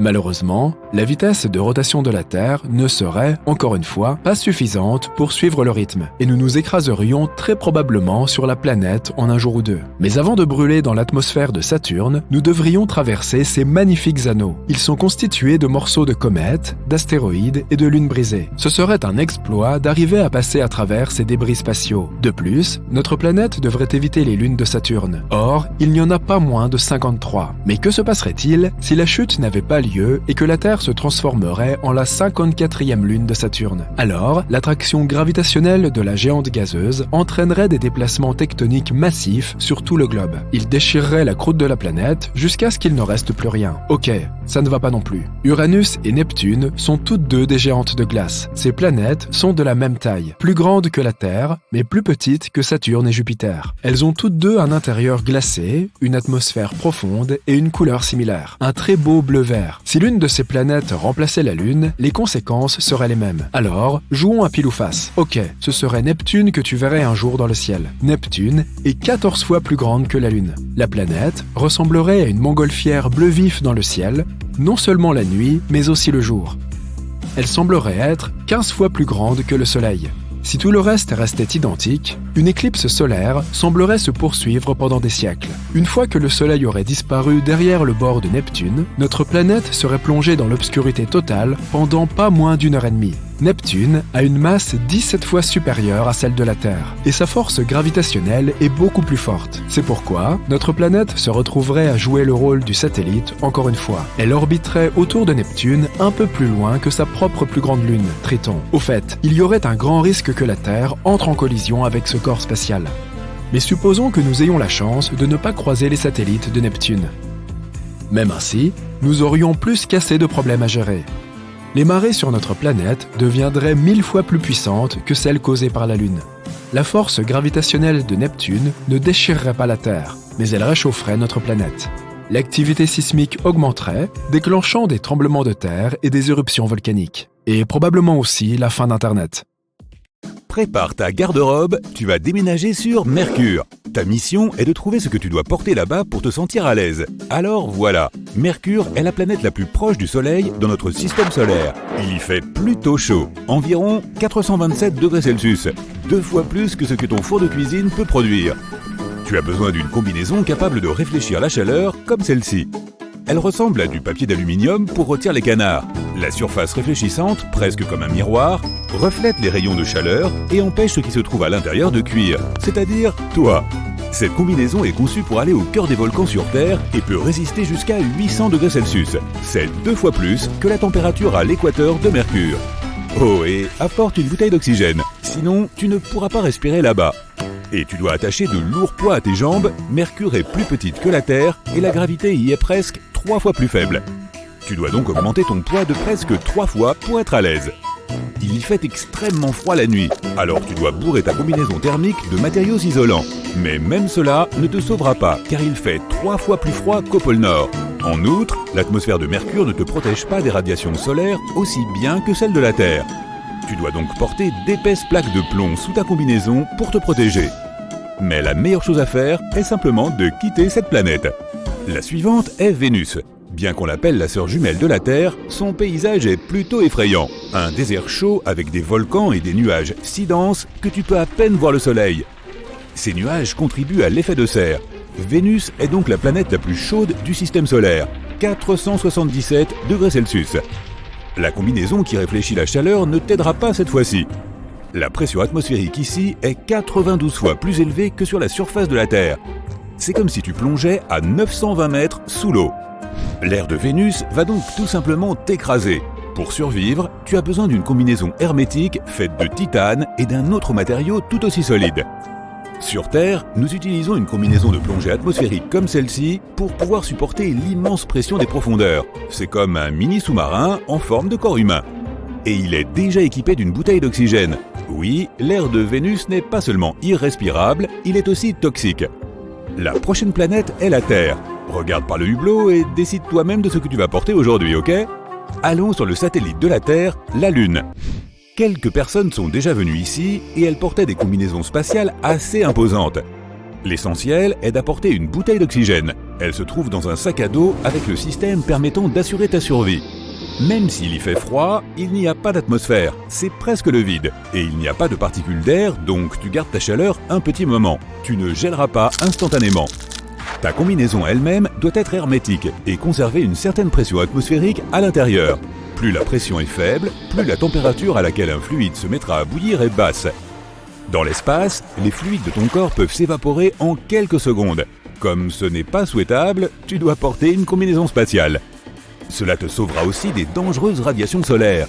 La Lune est sans défense contre cela, et la gravité ici est 6 fois plus faible que sur Terre. Tu peux donc sauter 6 fois plus haut et soulever des choses 6 fois plus lourdes. Prendre un peu de poids sur toi est une bonne idée si tu ne veux pas te sentir aussi maladroit que les premiers astronautes. Prochain arrêt, Mars. En été, tu pourras te promener ici en short et en t-shirt. La température la plus élevée enregistrée est d'environ 35 degrés Celsius. En période plus froide, tu devrais porter un pull et une veste chaude, peut-être même 2. La température moyenne est légèrement plus basse qu'au point le plus froid de la Terre. Mais la pression atmosphérique est assez frustrante. Elle est 170 fois inférieure à celle à laquelle nous sommes habitués. Prends l'altitude à laquelle les avions commerciaux volent sur Terre. Multiplie-la par 3. Les conditions qui règnent dans ces hauteurs sont très similaires à celles de Mars. Il y fait froid et il n'y a pas d'oxygène. Sans combinaison spatiale, tu ne tiendrais que 2 minutes sur Mars. Tu as donc besoin d'une combinaison spatiale hermétique en permanence si tu veux te promener sur cette planète. Les scientifiques de la NASA préparent une nouvelle génération de combinaisons spatiales qui permettront aux astronautes de grimper, ramper et se pencher sans difficulté. Tu te sentiras comme un véritable athlète à la surface de Mars. La gravité y est 3 fois plus faible que sur Terre. Tu pourrais donc facilement y soulever un animal de la taille d'un tigre. N'oublie pas de lui mettre à lui aussi une combinaison spatiale, bien sûr. Maintenant, nous volons à travers la ceinture d'astéroïdes, plus loin dans l'espace, et nous arrivons sur Jupiter. C'est la plus grande planète de notre système solaire, et c'est une géante gazeuse. Cela signifie qu'il n'y a pas de surface solide, donc tu ne peux même pas t'y tenir debout. En théorie, tu pourrais sauter dans Jupiter, mais tu continuerais à tomber jusqu'au cœur de la planète. Imagine que tu te tiennes sur une plateforme juste au-dessus de sa surface. La première chose que tu ressentirais est la force de gravité. Elle y est 2,5 fois plus forte. Tu sens qu'elle te tire vers le bas et tu peux à peine sauter. Ce serait donc sans doute une bonne idée d'équiper ta combinaison spatiale d'un exosquelette afin de soutenir ton corps et de t'aider à te déplacer. De plus, il fait incroyablement froid ici. Tu sentiras un froid d'environ moins 145 degrés Celsius à la surface des nuages de cette géante gazeuse. Et ce qui rend les choses encore plus difficiles, c'est le vent qui souffle constamment. Il peut atteindre des vitesses allant jusqu'à 1450 km/h. C'est presque 2 fois supérieur à la vitesse des avions commerciaux sur notre planète. Ce genre de vent froid va instantanément balayer la chaleur de ton corps. Ta combinaison spatiale doit donc être très épaisse et très chaude. Mais la pression au sommet de ces nuages est presque la même que sur Terre. Techniquement, tu pourrais même enlever ton casque ici si ce n'était le manque d'oxygène et le froid intense. Peut-être que Saturne nous réserve de meilleures conditions. Une autre géante gazeuse. La force gravitationnelle ici est presque la même que sur Terre, donc rien ne pourra restreindre tes mouvements. À l'exception d'une combinaison spatiale massive. Il fait encore plus froid ici que sur Jupiter, et la pression y est la même qu'à environ 5 mètres sous l'eau sur Terre. Ta combinaison spatiale te permettra donc non seulement de respirer et de rester au chaud, mais aussi de garder tes tympans intacts. Hé, accroche-toi bien, tu as failli être emporté par une rafale de vent de plus de 1770 km/h. Ce n'est pas inhabituel sur Saturne. Sur Terre, ce genre de vent pourrait te faire passer d'une côte des États-Unis à l'autre en seulement 2h30. La seule option pour se réchauffer ici est de sauter vers le centre de la planète. Plus tu t'approches du noyau, plus il fait chaud. Mais la pression augmente à une vitesse phénoménale. En seulement quelques secondes de chute libre, même la combinaison en titane la plus résistante sera écrasée. Rendons-nous maintenant sur une surface solide, Titan, la lune de Saturne. Elle fait 1,5 fois la taille de notre lune et est 80% plus lourde. Et sa surface est principalement composée de glace d'eau et de roches. La pression y est un peu plus élevée que sur Terre. Tu n'y ressentirais aucune gêne s'il ne faisait pas extrêmement froid. Titan est 9,5 fois plus éloigné du Soleil que la Terre. Notre étoile peut donc à peine réchauffer cette lune. L'air y est principalement composé d'azote, tout comme sur Terre. Mais l'oxygène y est complètement absent. Il est donc impossible de respirer sans combinaison spatiale. Il y a peut-être un énorme océan sous la surface de Titan. La gravité de Saturne réchauffe suffisamment le noyau de cette lune pour faire fondre sa glace. De plus, elle doit être extrêmement salée, ce qui signifie qu'elle peut rester liquide même à très basse température. Les deux planètes suivantes sont Uranus et Neptune. Uranus détient le record de la planète la plus froide de notre système solaire. La température y est d'environ moins 224 degrés Celsius. Alors rapporte la combinaison spatiale la plus chaude que tu aies dans ton armoire. On dit que si tu sautes au centre d'Uranus, à un moment donné, la pression devient si élevée qu'elle transforme l'hydrogène en une croûte de glace. Et si tu descends encore plus bas, tu peux voir son noyau rocheux. Neptune, quant à elle, détient le record des vents les plus forts du système solaire. C'est une géante de glace, tout comme Uranus. Le code vestimentaire ici est donc assez classique. Une combinaison spatiale super chaude, un réservoir d'oxygène et un système de chauffage. Aujourd'hui, nous ne disposons pas de combinaison spatiale qui te permettrait de survivre sur une géante gazeuse. Mais si tu arrives jusqu'au cœur de Neptune, tu y auras trop chaud. Sa température est presque la même que celle qui règne à la surface du Soleil. Tu veux perdre du poids rapidement ou prendre plus de masse musculaire en quelques secondes? Oublie les régimes et le sport, il existe un moyen hors du commun de le faire, les voyages dans l'espace. Et maintenant, nous t'emmenons au cœur de notre système solaire, destination le Soleil lui-même. Accroche-toi et n'oublie pas tes lunettes noires. Il n'y a pas de surface solide ici, seulement du plasma liquide chaud. Alors prends ta combinaison réfléchissant la chaleur et reste sur la plateforme juste au-dessus de la surface bouillante de l'étoile. Sur Terre, tu pèses 61 kg, mais ici sur le Soleil, ton poids est d'environ 1633 kg, soit à peu près celui d'une petite voiture ou d'un hippopotame. Tout est lié à la gravité. Plus un objet spatial est grand et dense, plus son attraction gravitationnelle est forte, et plus ton corps se sent lourd. Le Soleil représente 99% de la masse de l'ensemble du système solaire. Mais bien que l'étoile soit 333 000 fois plus lourde que la Terre, elle est aussi beaucoup plus grande. C'est pourquoi la gravité n'est que 27 fois plus forte à sa surface. Tu ne peux pas te tenir debout ici, tu es tiré vers le bas par la gravité. Et si sur Terre tu peux soulever 61 kg en rapport avec ton propre poids, ici tu ne peux soulever qu'une petite citrouille. Joyeux Halloween! En route vers Mercure, la planète la plus proche du Soleil. Elle est très chaude, environ 2 fois plus chaude que la température maximale du four de ta cuisine. Tu sautes sur la surface rocheuse de Mercure et tu montes sur la balance. Elle affiche seulement 23 kg, alors que ton poids réel est de 61 kg. Mercure est presque 17 fois plus petite que la Terre, mais son noyau et sa croûte sont très denses. Ainsi, la gravité ici est seulement 2 fois et demi plus faible que celle de notre planète natale. Cela signifie que tu peux sauter 2 fois et demi plus haut ici, et tu te sens beaucoup plus fort. Tu peux soulever un gros gorille, mais n'oublie pas de lui faire porter une combinaison spatiale avec une réserve d'oxygène. Lorsque la nuit tombe sur Mercure, la planète se refroidit incroyablement vite. La température descend jusqu'à 3 fois plus bas qu'au pôle Nord. Alors partons d'ici avant de geler complètement. La planète suivante est Vénus. Il y a une odeur désagréable, c'est le dioxyde de soufre présent dans l'air. Il y a la même odeur près de certains volcans sur Terre. Tu montes sur la balance et 55 kg, presque autant que sur Terre. Pas étonnant que Vénus et la Terre soient considérées comme des sœurs jumelles. Cette planète a presque la même taille que la nôtre et est seulement 20% plus légère. Elle a donc presque la même gravité. Mais tu ne pourrais pas vivre ici car Vénus est la planète la plus chaude de notre système solaire et la pression atmosphérique à sa surface est 92 fois plus élevée que celle que nous avons sur Terre.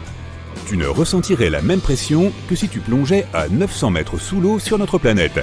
Sans équipement spécial, tu serais écrasé à une telle profondeur. Ta combinaison spatiale est faite de titane pour résister à ce genre de pression, un peu comme une combinaison atmosphérique pour la plongée en eau profonde. Et elle pèse environ 376 kg. C'est comme porter le poids d'une moto. C'est pourquoi tu te sens plus faible ici que sur Terre. Mais revenons à notre planète natale, ou plus précisément à son satellite naturel, la Lune. Plusieurs astronautes sont déjà venus ici. Tu as peut-être vu des vidéos montrant à quel point ils se déplaçaient maladroitement, parfois même en tombant. C'est parce que la gravité sur la Lune est 6 fois plus faible que sur Terre. Tes 61 kg de masse corporelle se transforment en seulement 10 kg. Donc maintenant, tu pèses autant qu'un caddie de supermarché en plastique. Le bon côté des choses, c'est que tu peux maintenant soulever 6 fois ce poids. Tu peux retourner une voiture ou soulever un poney. Tu peux même probablement soulever le rover lunaire qui se trouve encore ici, laissé par la dernière mission sur la Lune. L'un des astronautes, Alan Shepard, a frappé plusieurs balles de golf ici, et une balle pèse moins de 15 grammes sur la Lune. Tu pourrais peut-être utiliser toute cette puissance pour débarrasser les choses que les astronautes ont laissées ici. Cela représente environ 250 tonnes, y compris les rovers, les sondes spatiales cassées, les sections de modules lunaires et autres. Bon, on fera le ménage plus tard. Il est temps d'aller sur Mars. Tu es le premier humain à atterrir sur la surface de la planète rouge. Et la première chose que tu fasses est de te peser, bien sûr. 23 kilos, presque 3 fois moins que sur Terre. C'est même moins que le poids d'un capybara, un gros rongeur d'Amérique du Sud. C'est parce que Mars est 50% plus légère et 10 fois plus petite que notre planète natale. Et comme la gravité est plus faible ici, tu deviens 3 fois plus fort. Tu pourrais soulever 2 de tes amis. Mais la faiblesse de la gravité est en fait un problème pour les humains. Nous envisageons de coloniser Mars, mais nos muscles sont habitués à la gravité constante de la Terre. Ils ne fonctionneront pas au maximum de leur capacité sur la planète rouge. Cela entraînera des problèmes de santé pour les astronautes. Ils devront donc faire de l'exercice en permanence ou s'attacher des poids pour devenir plus lourds. Ils devront porter au moins 10 haltères de 9 kg pour se rapprocher de leur poids réel et garder leurs muscles toniques. Et maintenant, un voyage rapide vers Jupiter. C'est une géante gazeuse et elle n'a pas de surface solide. Tu ne vois que des nuages denses, il est donc préférable de rester sur la plateforme. Jupiter est 317 fois plus lourde que la Terre, si bien que la gravité y est beaucoup plus forte. Ta balance affiche 154 kg, soit le poids d'un gros sanglier sur Terre. Tu peux à peine tenir sur tes pieds dans ta combinaison spatiale, tu te sens très faible. Le poids maximum que tu peux soulever ici est de 27 kg, soit le poids d'un chien husky. Jetons un coup d'œil à Europe, la lune de Jupiter. Tu te places sur la balance et tu vois 8 kg. Oui, la gravité est si faible ici que tu pèses autant qu'un nain de jardin. En même temps, tu peux facilement soulever 454 kg, soit le poids d'un cheval ou d'un piano à queue. Avec ce genre de force sur Terre, tu pourrais retourner un bus scolaire ou soulever une petite voiture au-dessus de ta tête. Continuons vers Saturne, une autre géante gazeuse. Accroche-toi bien, les vents ici peuvent atteindre 1800 km/h. Une telle rafale de vent pourrait te faire traverser les États-Unis d'une côte à l'autre en seulement 2 heures. Monte vite sur la balance, 65 kg. C'est un peu plus que ce que tu pèses sur Terre. C'est pourquoi tu te sens un peu plus faible, comme après une bonne séance d'entraînement à la salle de sport. Nous voici maintenant sur Titan, la lune de Saturne. Tu voudras peut-être rester un peu plus longtemps car ici, tu te sens comme un véritable haltérophile. Tu peux soulever 7 adultes dans tes bras, ou un grand requin blanc. Fais juste attention à ses dents. Et ton propre poids ici est d'environ 8 kg, comme celui d'un très gros chat. Uranus est la planète la plus froide de notre système solaire. Il y fait 10 fois plus froid que dans un congélateur. La balance affiche 54 kg. Tu pourrais soulever une roue de camion ici. La dernière planète de notre système solaire est Neptune. Elle est 17 fois plus lourde que la Terre et fait 4 fois sa taille. Et les vents les plus forts jamais enregistrés soufflent ici. Le chiffre sur la balance est de 68 kg. Oui, tu as pris un peu de poids, mais c'est comme si tu portais un haltère sur Terre. Maintenant, que dirais-tu de passer à des objets spatiaux un peu plus originaux, comme une étoile à neutrons par exemple? C'est l'un des objets les plus lourds et les plus denses de l'univers. Une étoile à neutrons a le poids du Soleil, mais elle est si petite qu'elle tiendrait dans Manhattan. Mais cet objet spatial a une surface solide, alors tu peux y poser ton vaisseau. Le poids et la densité de l'étoile à neutrons font que la gravité est incroyablement forte ici. Tes 61 kg sur Terre se transforment en un 9 suivi de 12 zéros ici. Tu serais aplati comme une crêpe sur une étoile à neutrons. Tu ne serais même pas capable de ramasser une allumette. Une aiguille à coudre pèserait 140 000 tonnes, soit l'équivalent de 2000 Boeing 737. Le suivant sur la liste est un trou noir. Nous n'avons même pas de chiffre pour décrire ton poids ici. Les trous noirs sont les objets les plus denses et les plus lourds de l'univers. Ils se trouvent au centre des galaxies et peuvent peser des milliards de fois plus que le Soleil. Ils sont si lourds qu'ils déforment l'espace-temps. Une fois que tu es dans le champ gravitationnel d'un trou noir, tu ne peux plus en sortir. Et l'attraction gravitationnelle augmente avec chaque centimètre qui te rapproche du centre du trou noir. Si tu tombais dans un trou noir et que tu tendais ton bras vers l'avant, la force qui affecte tes doigts serait beaucoup plus forte que celle qui tire sur ton coude.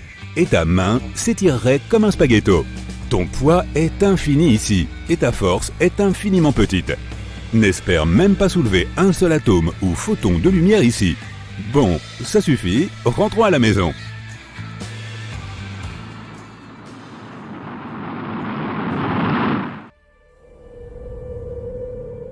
Si tu flottais dans l'espace, personne ne t'entendrait ni chuchoter, ni parler, ni même hurler d'horreur à la vue d'un astéroïde géant filant droit sur toi.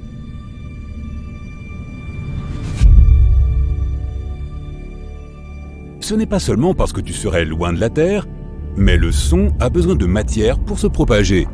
Les sons ne sont que des vibrations de molécules et d'atomes dans un milieu comme l'eau ou l'air. Tu captes les ondes sonores par ton canal auditif et ton tympan. Ces vibrations, une fois reçues, se transforment en signaux électriques pour que notre cerveau puisse les comprendre et les reconnaître. La fréquence des sons que les humains peuvent entendre se situe entre 20 et 20 000 Hz. Le son se déplace 4 fois plus vite dans l'eau car les molécules sont plus proches les unes des autres que dans l'air. Naturellement, il se déplace plus vite dans l'acier que dans l'eau et dans l'air. Le son naturel le plus puissant sur notre planète est celui produit par un volcan en éruption. Ce n'est pas sûr à 100%, mais les scientifiques pensent que l'éruption du Krakatoa en 1883 était probablement le son le plus intense que l'humanité ait jamais eu l'occasion d'entendre. Il a explosé avec une force énorme, détruit son île et libéré 20 millions de tonnes de soufre dans l'atmosphère. Des gens l'ont même entendu à 4800 km de distance. C'est comme si quelqu'un produisait un son à New York et que les gens l'entendaient jusqu'en Irlande.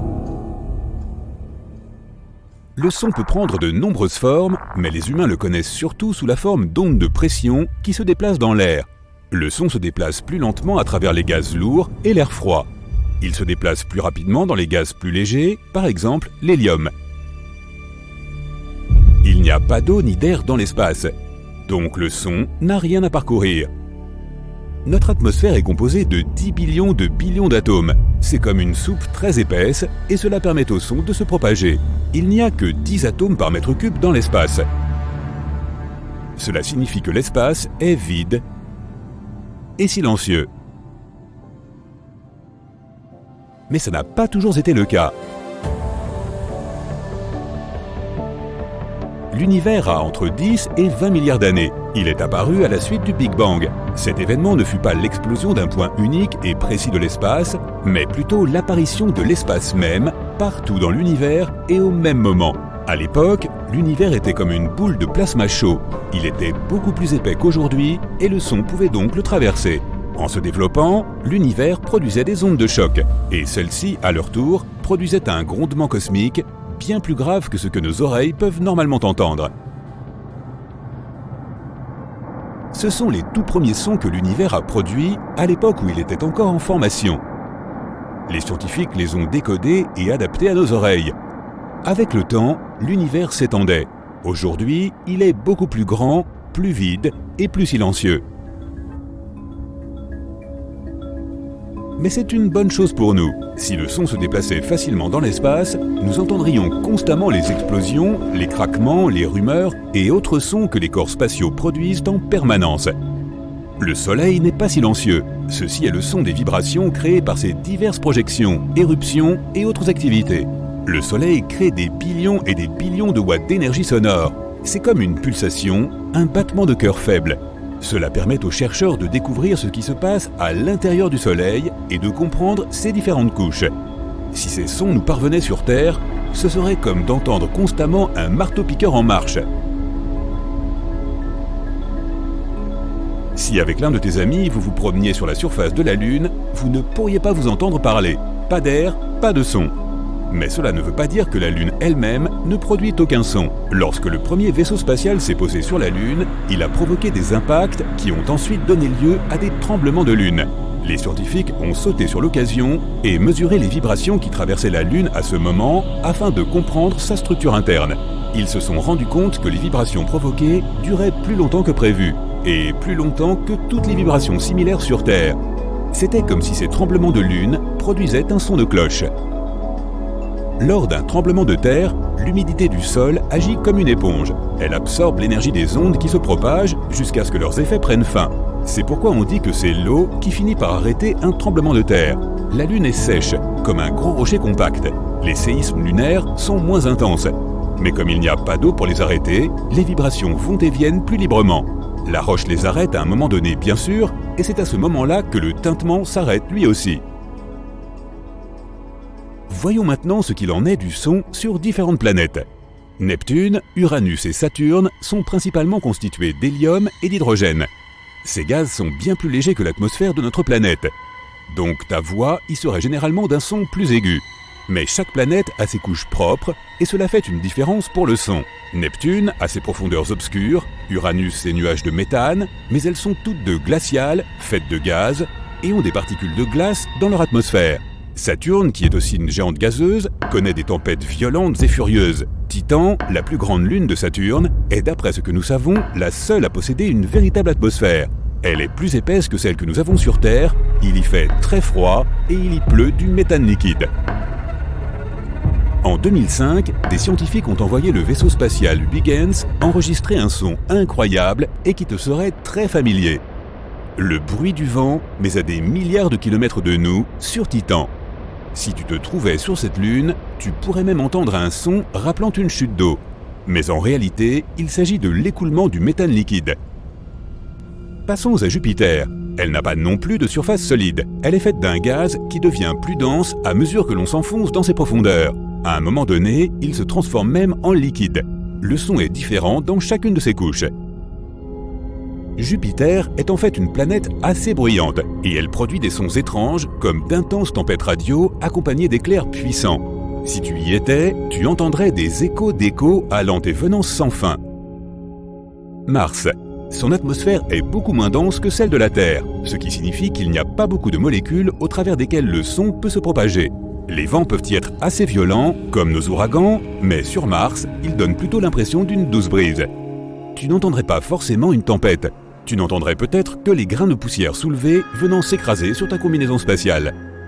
Dans cette atmosphère ténue, ta voix serait beaucoup plus faible et elle ne se propagerait pas loin. Quelqu'un pourrait être à côté de toi et crier et tu n'entendrais probablement rien. Dans un air peu dense, nos voix sont généralement plus aiguës, mais les températures froides, comme sur Mars, ralentissent le son et il s'équilibre à nouveau. Là-bas, ta voix aurait un son un peu distant et comme flou. Imagine que tu écoutes un instrument comme une guitare ou un piano. Ce serait comme une mélodie étouffée sortie d'un rêve. Le son sur Vénus est un peu à l'opposé de celui de Mars. Vénus a une atmosphère dense, beaucoup plus dense que la nôtre, quelque chose entre l'eau et l'air. Là-bas, tu entendrais des sons comme lorsque tu es sous l'eau.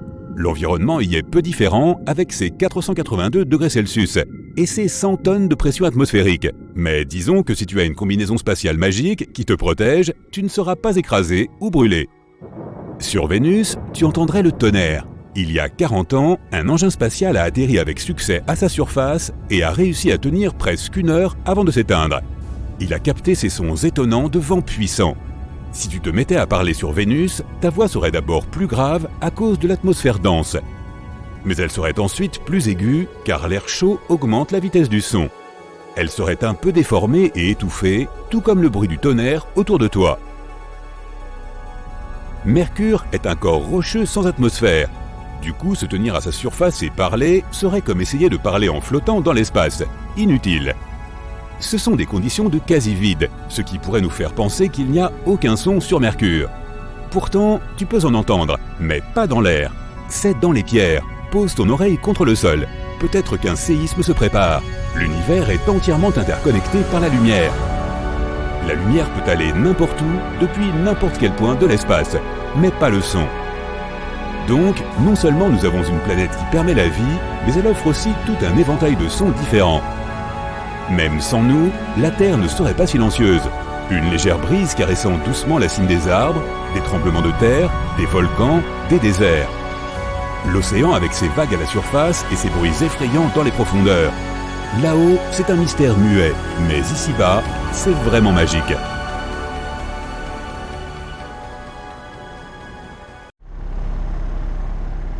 Tu es dans un avion en direction d'une convention d'astronomie importante quand tu vois par la fenêtre une grande silhouette qui éclipse tout le soleil. Tu recraches tout ton café et tout le monde dans l'avion regarde dehors en état de choc. Tu remarques alors qu'elle a des anneaux comme Saturne. Tu devais te rendre au Japon, mais tu es obligé d'atterrir en Californie. Dès que tu atterris, tu regardes vers le ciel et tu vois d'autres structures géantes ressemblant à des planètes qui flottent dans le ciel. Tout le monde prend des photos et essaie de comprendre ce qui se passe. Soudain, tu remarques une énorme boule de feu qui s'écrase près de l'aéroport. Tout le monde se précipite pour se mettre à l'abri et par chance, la boule se retrouve au milieu de la piste, sans personne autour. La mauvaise nouvelle, c'est qu'il n'y a désormais plus de piste pour que les avions puissent atterrir. Tout le monde se regroupe pour se mettre à l'abri, et d'autres gros objets apparaissent dans le ciel. Toutes les communications ont cessé ou sont devenues inopérantes car ces gros objets ont détruit tous les satellites. Certains scientifiques à proximité mentionnent que ces objets sont les planètes du système solaire, qui se trouvent maintenant à la même proximité que notre Lune. Mercure et Vénus ressemblent à des lunes, mais Saturne occupe une grande partie du ciel. Tu dis à ces scientifiques que tu es astronome. Ils t'invitent à les rejoindre pour un voyage en Antarctique, à la station d'observation du pôle Sud. Ils ont besoin de tous les cerveaux possibles pour les aider à résoudre ce mystère. Tu montes sur un bateau dont le cap est réglé sur l'Antarctique. Les vagues sont extrêmement agitées pour un jour si peu orageux. Tu arrives finalement sur le continent après quelques jours et tu dois monter sur une motoneige jusqu'à la station Amundsen Scott du pôle Sud. Là-bas, tu retrouves un groupe de scientifiques pour essayer de comprendre ce qui se passe. Tu n'étais pas préparé à ces températures glaciales en plein mois de juillet. Tu arrives à la station et tu vois tous tes collègues scientifiques qui courent partout avec de la paperasse et qui débitent des trucs sur des planètes en orbite autour de notre atmosphère. Tu arrives dans la salle de conférence où la directrice de recherche t'explique ce qui se passe. Une à une, les planètes se rapprochent de nous jusqu'à ce qu'elles soient alignées avec la Lune. Mais on ne sait toujours pas pourquoi ni comment. Vénus est arrivée la première et maintenant Saturne se rapproche. La Lune se trouve à environ 386 km de la Terre et elle affecte les marées des océans et des mers par son attraction gravitationnelle. L'eau étant moins dense que la Terre, on peut voir les marées changer. Les grandes marées se produisent donc lorsque la Terre est attirée vers la Lune. Et comme les autres planètes se rapprochent de la Terre, l'attraction gravitationnelle change de façon erratique. Dans quelques heures, Saturne sera à la même distance que notre Lune. Tu te diriges vers le grand télescope et tu observes les planètes. Un avion ou un hélicoptère ne sera pas en mesure de voler correctement et ne disposera pas de la technologie radar appropriée pour l'y aider. Tu continues à observer et remarques que Mars se rapproche de la Terre. Tu entends aux infos que les raz-de-marée s'enchaînent en ce moment et que certaines îles sont même emportées par les eaux. Heureusement qu'elles ont été évacuées avant. Avec Mars qui se rapproche, tu remarques que Neptune se rapproche également. Tu peux sentir la gravité de la Terre fluctuer à chaque pas que tu fais. Tu partages tes découvertes avec la directrice de recherche. La seule solution pour survivre semble être de construire rapidement des bunkers, loin des océans et des mers, qui puissent accueillir de nombreuses personnes avant que les autres planètes ne soient trop proches. Une équipe d'ingénieurs arrive et entame la construction. Des vagues successives de survivants arrivent et s'installent dans ces bunkers pratiquement construits en une nuit. À chaque heure, de nouvelles planètes se rapprochent. Mars et Neptune se sont déjà installés avec Mercure, Vénus et Saturne. Pluton et Uranus sont maintenant visibles à l'œil nu et font leur chemin vers la Terre. L'attraction gravitationnelle devient complètement incontrôlable. La neige dans le désert de l'Antarctique reste en suspension pendant plusieurs secondes lorsque quelqu'un marche dessus. Tu peux sauter beaucoup plus haut. C'est maintenant la nuit, mais le ciel n'est pas aussi sombre que d'habitude. Les planètes réfléchissent beaucoup plus de lumière solaire que notre Lune. Elle est à peine visible maintenant. En multipliant les observations, on remarque que des comètes et des météorites volent très près de notre atmosphère. Certaines s'écrasent même sur Mars et Neptune. Tout le monde peut le voir depuis la Terre. D'autres débris spatiaux se retrouvent également dans l'atmosphère terrestre. Mais tu remarques quelque chose d'étrange. Les planètes semblent maintenant orbiter autour de Saturne. Tu vérifies tes calculs et tu découvres que les positions de ces planètes sont maintenant alignées avec son orbite. C'est parce qu'elle possède la plus grande masse de toutes les planètes. Les anneaux de Saturne sont constitués de particules de glace, certaines aussi grandes que des autobus et d'autres aussi petites que des cailloux. Mais elles s'écrasent toutes et interfèrent avec les autres planètes. Personne ne peut sentir le changement d'orbite au début, mais petit à petit c'est le cas. Avec ce phénomène, les tremblements de terre et les volcans sont inévitables.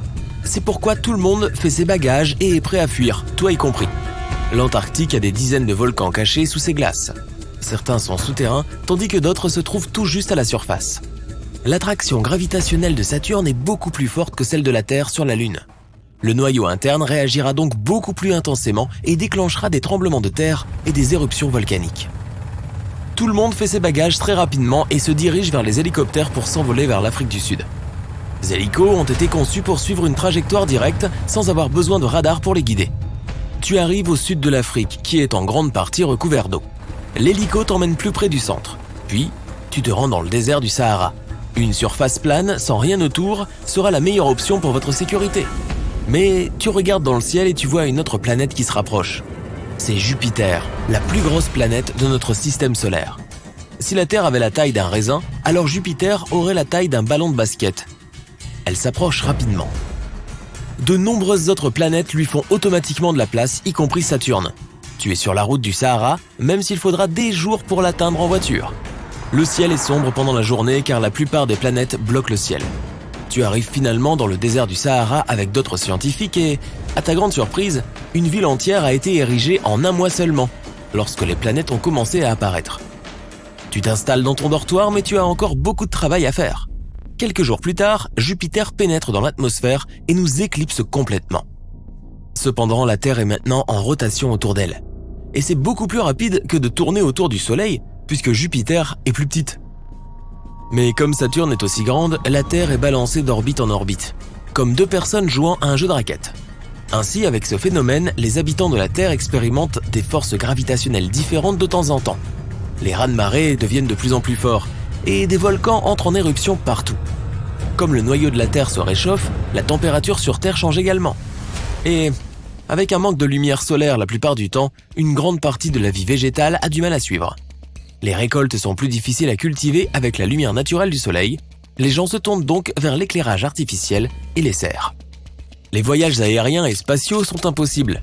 La station spatiale internationale est complètement détruite ainsi que les satellites en orbite dans l'espace. C'est pourquoi ni les téléphones portables ni Internet ne peuvent fonctionner. La gravité est encore plus dysfonctionnelle que jamais. 6 mois plus tard, l'humanité a retrouvé un moyen de faire face à cette nouvelle normalité. Mais les choses sont constamment en train de changer. Le nombre d'heures dans une journée a changé ainsi que les jours qui composent une semaine. Auparavant, on mesurait ce nombre avec les phases de la Lune. Un mois correspondait à la Lune dans toutes ses phases, d'une nuit sans Lune à la pleine Lune et ainsi de suite. Mais la Lune de la Terre a disparu dans ce chaos planétaire.